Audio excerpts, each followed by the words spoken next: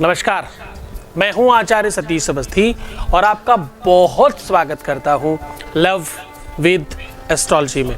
Love with astrology आपके अपने जीवन को सर्वश्रेष्ठ करने के लिए, लव विद एस्ट्रोलॉजी आपको सजाने के लिए, आपको संवारने के लिए, आपको सुव्यवस्थित करने के लिए और आपकी लव लाइफ में, आपकी रिलेशनशिप लाइफ में पूरी तरह से सफलता दिलाने का एक अद्भुत साधन है।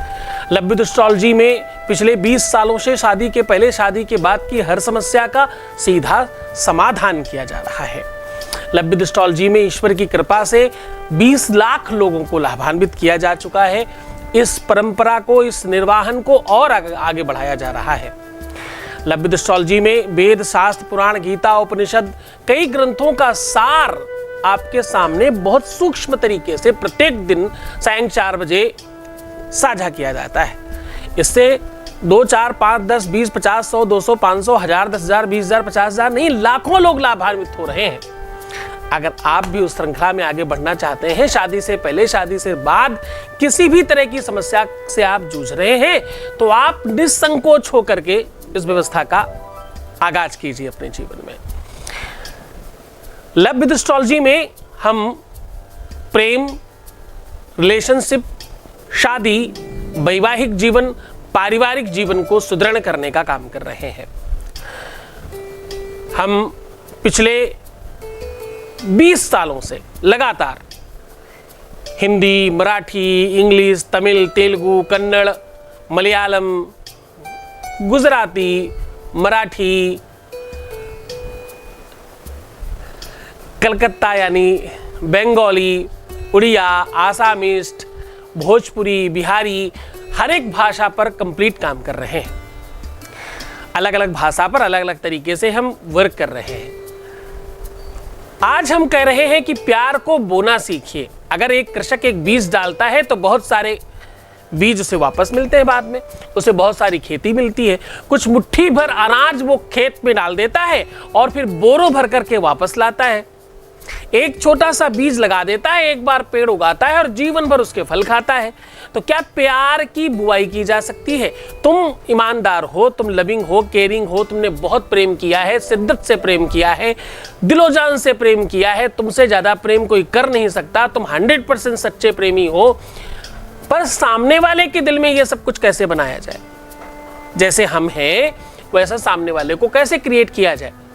हमने बड़े शिद्दत से, बहुत तकनीकली प्रेम किया है। हमने अपने प्यार को भगवान की तरह पूजा है। विषम परिस्थितियों में भी हमने प्यार का साथ नहीं छोड़ा। हर कंडीशन में हमने प्यार को पूरी तरह से बनाया है, संभाला है प्यार को, और प्यार जैसे भी मिल सकता हो उसके लिए पूरी व्यवस्था की है, पूरा साधन क्रिएट किया है। इन प्रकार जीवन में प्यार होना ही चाहिए, इसके लिए कुछ भी किया है। हर संभव प्रयत्न करने के बाद भी सामने वाले के दिल में हमारे लिए स्पेस नहीं है, वो भूल गया या किसी कंडीशन की वजह से उसमें था ही नहीं, या था और चला गया। इस दोनों ही कंडीशंस को कैसे बेहतर कर सकते हैं? कहीं ऐसा तो नहीं कि हम गलत जगह टारगेट करते रहते हैं। अगर हमें हर हाल में हमारा प्यार चाहिए तो उसके दिल में भी प्यार बढ़ाना तो पड़ेगा। तो प्यार बोना सीख लीजिए, प्यार बढ़ाना सीख लीजिए, प्यार सामने वाले के दिल में जगाना सीख लीजिए।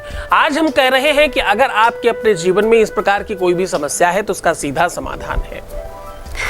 इस धरा पर जो भी इंसान है वो प्यार से अछूता नहीं है। प्यार है तो जीवन है, प्यार है तो श्रृंगार है, प्यार है तो लाइफ है, प्यार है तो मुस्कुराहट है, प्यार है तो चाहत है, प्यार है तो धन वैभव संपत्ति है, प्यार है तो सब कुछ है। तुम किसी न किसी को प्रेम करते हो जिसके लिए प्रयत्नशील हो, चाहे तुम खुद को ही सही, चाहे घर में, परिवार में किसी को तो तुम प्रेम करते हो। कोई तो तुम्हारी लालच, लोभ, प्रलोभ की वस्तु है जिसके प्रति तुम्हारा संकर्षण, आकर्षण बढ़ रहा है। तो आज हम आपको कह रहे हैं कि उस प्रेम को, उस संकर्षण को और मजबूत कैसे किया जा सकता है। दुनिया में कोई भी रिश्ता जो तुम्हारा बहुत बेहतर चल रहा है, बिल्कुल उसके जैसा ही हर रिश्ता कैसे चलने लग जाए, उस पर क्या काम किया जा सकता है। कैसे सारे के सारे रिश्तों को पूरी तरह से एक सिरे में डाला जा सकता है, एक माले में कैसे सबको पिरोया जा सकता है, और कैसे इन प्रकार सबके मन में प्यार बढ़ाया जा सकता है। आज सीख लीजिए वो बात, आज जान लीजिए वो बात। प्यार बोना सिखाना है और प्यार बढ़ाना सिखाना है, प्यार थोड़े से को बड़ा बनाना सिखाना है। वो सब कुछ आज आपके सामने साझा कर रहा हूं। जुड़े रहिए, कहीं मत जाइएगा। इस व्यवस्था को पूरी तरह से समझने की कोशिश करिएगा। इस धरा पर जो भी आया, देव, नर, मनुष्य, किन्नर, गंधर्व, देवता, जो भी कोई है दुनिया में, वो सब प्रेम और प्यार के वशीभूत है। यहां तक कि देवता भी अगर इस धरा पर आए तो उनको भी प्यार करना पड़ा। भगवान राम ने भी लव मैरिज की, कृष्ण ने भी प्रेम किया, यानी कि भगवान शिव ने भी लव मैरिज की। माता पार्वती ने उन्हें पसंद किया, प्रेम किया और उनको पाने के लिए बड़ी कोशिश की, भगवान शिव को प्राप्त कर लिया। रामायण में साफ लिखा है, तुलसी बाबा को लिखना पड़ा इस बात को। मनु जाहिरा चहु मिलहि सोबरू, जिसको तुम चाहोगे वही वर मिलेगा।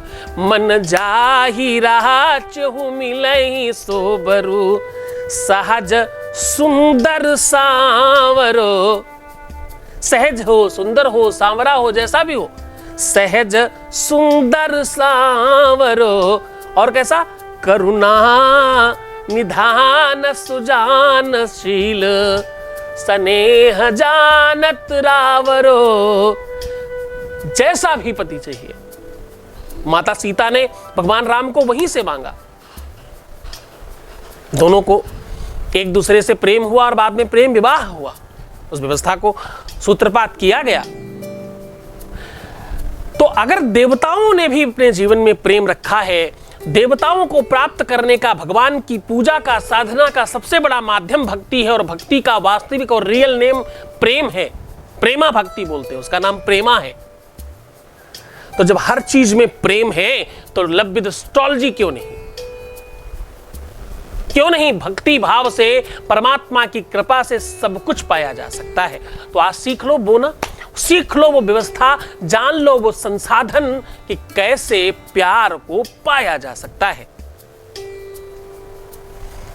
जीवन में कुछ भी बोने के पहले एक तुम्हारी अपनी खेती है, उसको समझने की कोशिश करिएगा। अगर तुम्हारी खुद की खेती वीरान हो रही है, अगर तुम्हारी खुद की खेती उजड़ रही है, तो आप निश्चित तौर पर समझ लीजिएगा कि आपके लिए ये बुआई कम काम करेगी जब तक आप उस पर काम नहीं कर लेते। तो सावधानी समझने की कोशिश करिए। अगर आपके बाल बहुत झड़ते हैं, आगे से और साइड से बाल आपके कम हो रहे हैं, बाल बहुत झड़ते हैं, बालों की प्रॉब्लम है, बाल मोटे नहीं हैं, बाल अच्छे नहीं हैं, बाल सही नहीं है, घने नहीं है, ताकतवर नहीं है, बेहतर बाल नहीं है, ये सारी की सारी समस्याएं आपके प्यार का इंडिकेशन है।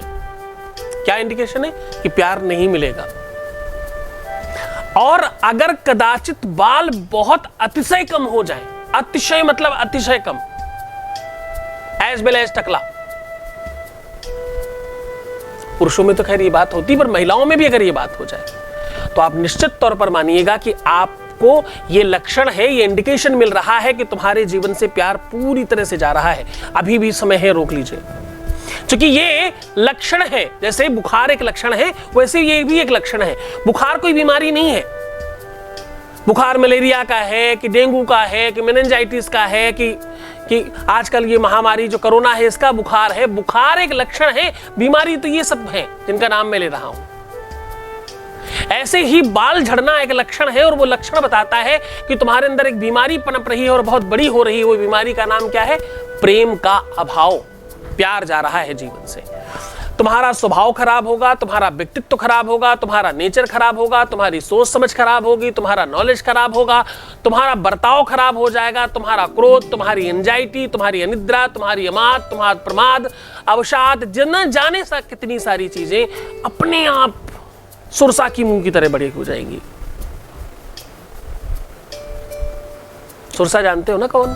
सुरसा एक राक्षसी थी जिसने, उसका इतना बड़ा मुंह था कि हनुमान जी को अंदर रख लिया उसने अपने मुंह में। जस जस सुरसा बदन बढ़ावा, तास दून कपिरूप दिखावा, सतयोजन तहानन कीना, अति लघु रूप पवन सुतलीना। जबकि भगवान हनुमान ने बड़ी उसके साथ छल किया, बहुत उतार चढ़ाव किया, जैसे वो मुंह बड़ा करती वैसे वो अपना छोटा कर लेते, कभी बड़ा कर लेते, कभी कुछ कर लेते, वो रख ही नहीं पाती मुंह में, पर फिर भी उसने अपने मुंह में रख लिया। उसी का पुत्र राहु है और राहु का आधा हिस्सा केतु है जो तुम्हें परेशान करती। तो जिसकी मां भगवान हनुमान जी को भी परेशान किया था जिसने, वो तुमको कितना परेशान कर सकते हैं। सोचो जरा, विचार करना जरा इस बात पर भी विचार करना कि ये जितनी भी व्यवस्थाएं हैं राहु केतु की वजह से होती हैं। और एक खास बात, जिनके बाल कम होते हैं उनके लिए सौभाग्य का एक बड़ा लक्षण है। उनको मिलती बड़ी अच्छी चीजें हैं, पर उनको उस बात का कदर नहीं होती, उनको उस बात की कदर नहीं होती या छूट जाती है। दोनों एक ही बात है, अदरवाइज नहीं लेना। देखो, आईना देखना पड़ेगा। आज मैं आईना हूं, समाज का जवाबदेही है हमारी। बुरा लगे तो सामने से हट जाइए। जब आप कुछ भी देखते हो आईने में, तो वो आईना तो साफ साफ दिखाता है, साफ समझना तो पड़ेगा इस बात का। बालों का, और बालों के साथ साथ दांतों का भी। दांतों में भी नीचे के दांत, अगर नीचे के दांत आपके खराब हो गए हैं तो समझ जाइए प्यार का पूरी तरह से अभाव होगा आपके जीवन में। क्रोध बढ़ेगा, गुस्सा बढ़ेगी, आपकी भाषा शैली खराब होगी, आपके जीवन से प्यार कम होगा। प्यार जब भी कम होगा उसका सबसे पहला प्रभाव तुम्हारे ऊपर पड़ेगा। सबसे पहले तुम प्रभावित होगे और तुम खराब हो जाओगे। तुम्हारा नेचर, तुम्हारा व्यक्तित्व, तुम्हारा बातचीत का ढंग तरीका सब खराब हो जाएगा। जबकि तुम्हारे अंदर प्यार बहुत है पर तुम दिखा नहीं पाओगे। ये प्रभाव है उसका। ये सारी की सारी चीजों को आज हम लोग बोके ठीक करेंगे। इन सारी की सारी चीजों को हम लोग कंप्लीट कर लेंगे। इस सब के बारे में और एक और बहुत महत्वपूर्ण बात बताने की कोशिश कर रहा हूं, बहुत ध्यान से समझना, क्योंकि ये कहीं ना कहीं आपकी अपनी रियल और वास्तविक जीवन का आगाज है। इसको थोड़ा और गहराई से समझने के लिए मुझे लगता है कि आपको थोड़ा शास्त्रों के अंदर उतरना होगा, थोड़ा सा पौराणिक दृष्टि से इसको बड़ा करना होगा। मैं एक और बड़ी चीज इसमें सम्मिलित कर रहा हूं। जब भी तुम्हारे जीवन में ऐसी कोई तकलीफ आए, सहज सरल हो जाओ। हम रोज आपको उपाय बताते हैं ना, कौन सा? पानी पियो, सुंदर बनो, मुस्कुराओ। ये हर बीमारी की तोड़, हर बीमारी की दवाई है। करो तो तुम सही। तुम में से ज्यादातर लोग 50% कर रहे हैं, 70% कर रहे हैं, 20 कर रहे हैं, 40 कर रहे हैं, 100 नहीं कर रहे। और जो 100 कर रहे हैं ना, वो धन्यवाद कर रहे हैं।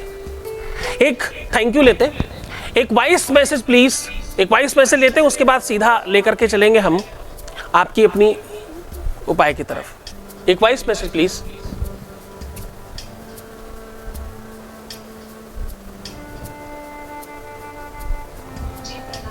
आशीर्वाद। जी प्रणाम गुरुजी, मेरा नाम श्रेया है, मैं रहने वाली आगरा की हूँ। गुरुजी, जब से मैं आपसे जुड़ी हुई हूँ मेरे सारे कष्ट दूर हुए हैं। आज मेरे पति मुझसे अच्छे से बात कर रहे हैं, सारी बातें हो रही हैं। मेरे ससुराल में भी सारी दिक्कतें अच्छी सही हो गई हैं। आपके आशीर्वाद से सब कुछ ठीक हो गया है गुरुजी। बस मैं यही चाहती हूँ आगे सब कुछ ठीक रहे। मैं आपकी शरण में हमेशा रहना चाहती हूँ। आज आपकी ही वजह से आज मेरे परिवार मुझे वापस मिला है, मेरे पति का प्यार मुझे वापस मिला है गुरुजी। आप मुझे धन्यवाद करती हैं, आप मुझे बहुत सत्कार करती हैं, इसके लिए आपका धन्यवाद। लेकिन ये सब मेरी वजह से नहीं हुआ, ये सब हुआ तुम्हारी अपनी वजह से। इसका सबका सबसे बड़ा कारण तुम स्वयं हो। इसका सबसे बड़ा कारण तुम्हारा अपना लाइफ है। तुम ठीक हो ना, इसलिए सब ठीक है। तुम्हारी श्रद्धा विश्वास, तुम्हारी व्यवस्थाएं, तुम्हारी चीजें ठीक है ना, इसलिए सब ठीक है। तुमने किया है ये सब कुछ, कोई और नहीं कर सकता। तुम्हारा जब विश्वास बढ़ता है, तुम्हारा जब वास्तविक बल बढ़ता है, तो सब बढ़ जाता है। सबसे बड़ी चीज पता है क्या है? धैर्य, धीरज, पेशेंस रखना। पेशेंसली अगर कोई काम तुम करते हो, पेशेंटली करते हो, तुम्हारी लाइफ में चीजें होने लगती हैं। करके तो देखिए। तुलसी बाबा को ये लिखना पड़ा कि विपत्ति और आपत्ति के समय 4 चीजें सबसे महत्वपूर्ण हैं। इनको आपको परखना चाहिए, इनको आपको देखना चाहिए, चेक करना चाहिए। यही 4 चीजें काम आती हैं। कौन सी? धीरज, धर्म, कौन कौन सी? धीरज धर्म मित्र रुनारी, आपत्ति काल परखी उचारी। धीरज धर्म, उनको भी 4 चीजों को बताने में जो श्रृंखलाबद्ध रखना पड़ा, वो सबसे पहले पेशेंस को ही रखा उन्होंने। फर्स्ट, वेरी फर्स्ट, पहले धीरज काम आता है, उसके बाद तुम्हारा धर्म काम आता है। तुम जो उपाय करते हो, सत्कर्म करते हो, पूजा करते हो, पाठ करते हो, गुरु जी से आशीर्वाद लेते हो, वो भी सेकंड है। पहला क्या है? तुम्हारा खुद का पेशेंस, जो सबसे आवश्यक है, मेरे में सबसे कम है, मैं तो तुमसे भी छोटा हूं। तो पेशेंस रखना सबसे महत्वपूर्ण काम है, सबसे ज्यादा बड़ा काम है। ये तपस्या का सबसे बड़ा तप है। ये जिसके अंदर है वो कुछ भी प्राप्त कर सकता है। चेक करके देख लीजिए, इसको बढ़ाइए। ये कैसे बढ़ेगा? पानी अधिक पीने से, सुंदर रहने से, खुश रहने से, है ना, रोज उपाय करते रहने से। जैसे तुम धीरज रखते हो तो तुम्हारा धर्म काम आने लगता है। फिर तुम्हारी मित्र, तुम्हारी नारी, तुम्हारा पति, तुम्हारी पत्नी, तुम्हारे रिलेटिव, सब तुम्हारे हिसाब से बन जाते हैं, सब तुम्हारे हिसाब से काम करने लगते हैं। सबसे पहले पकड़ने की चीज है वो है पेशेंस। इस बुआई के लिए भी सबसे पहले ही वही आवश्यकता है। ये अगर तुमने सीख लिया तो तुम सब कुछ सीख पाए, समझ लो। तुम्हारी सबसे बड़ी कला ही यही है कि तुम अपनी विज्ञान को अपने हिसाब से क्रिएट करो। जो कुछ सुनना चाहता है, जो कुछ बोलना चाहता है, वो तुम्हें आना तो चाहिए, तभी तो तुम जीत पाओगे, वरना तुम हार जाओगे। तुम्हें जीतना है तो तुम्हें सबसे पहले इस बात का ध्यान रखना पड़ेगा कि तुम सबको समझना सीखो। एक अच्छा खामशामा वो होता है जो किचन में अंदर रह करके ये जान जाए कि बाहर वाला क्या खाना चाहता है। यही तो कला है, बाकी सब विज्ञान है। बाकी चीजें तो बन जाएंगी अपने आप। तो चलो सीधे आपको उपाय की ओर लेकर के चलता हूं, सीधे आपको सॉल्यूशन की ओर लेकर के चलता हूं कि आपको करना क्या है। आपको करना सिर्फ इतना है कि आपको धान लेना है 2 मुट्ठी, उनको हल्दी से थोड़ा सा रंग करके अपने ऊपर से 5 से 7 बार उतारना है और बहते हुए जल में, कुएं में, या जहां पर थोड़ा बहुत पानी हो या सुनसान जगह पड़ी हो जहां पर पानी की थोड़ी संभावना हो, वहां डाल दें। और अगर वो उग जाता है तो आपका जीवन सुलभ है। फिर आप समझ जाइए कि आपने सामने वाले के दिल में अपना प्यार बो दिया। आप समझ जाइए कि सामने वाले के मन में, दिमाग में, मस्तिष्क में, जहन में तुमने अपना प्यार बो दिया और उगेगा, बढ़ेगा प्यार। जितना तुमने किया उससे कई 1000 गुना ज्यादा प्यार बढ़ेगा।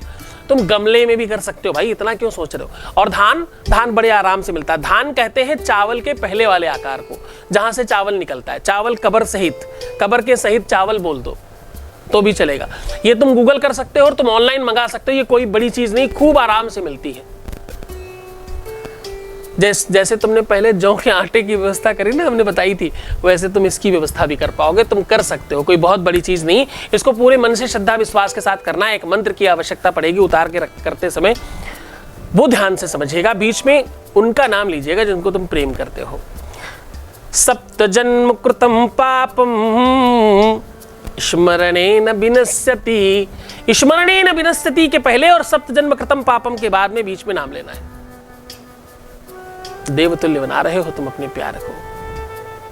बड़ा ध्यान रखना अपना, खूब खुश रहना, खूब प्रसन्न रहना, खूब आनंदित रहने की कोशिश करना और प्रयास करना कि तुम अपने को और सुंदर बना सको। खूब पानी पीना, मुस्कुराने की कोशिश करना। प्रीवियस लाइफ कभी मत बताना। पैसों का आदान प्रदान लेना बिल्कुल मना है। अपनी और अपने परिवार की बुराई करना अच्छी बात नहीं होती। कोशिश करिए गुरु शरण में रहने की।